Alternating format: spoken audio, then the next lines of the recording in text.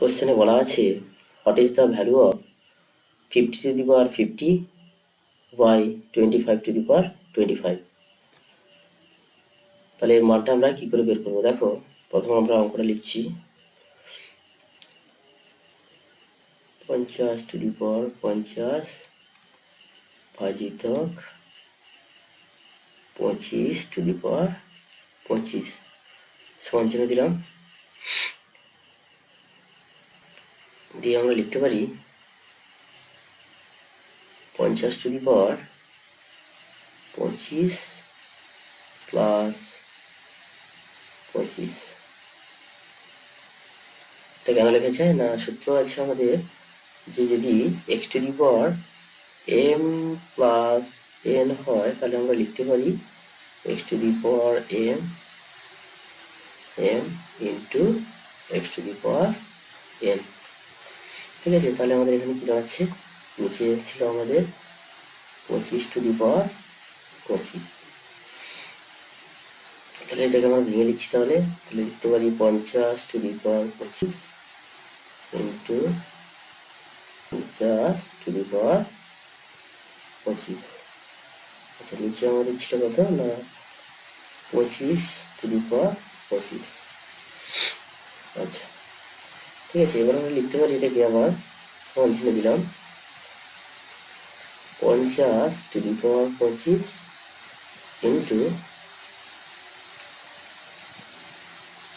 50 to the power 25 by 25 to the power 25।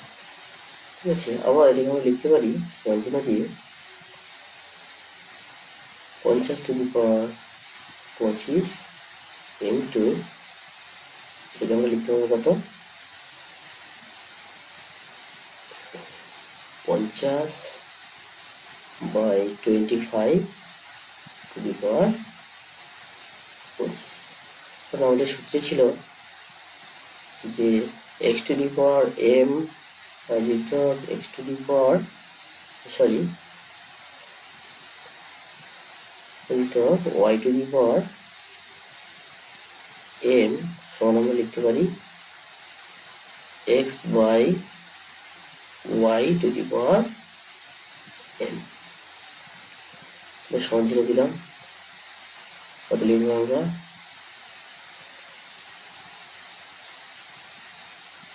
50 to the power 25 into এটা কেটে গেলে কত হচ্ছে 2, তাহলে 2 to the power 25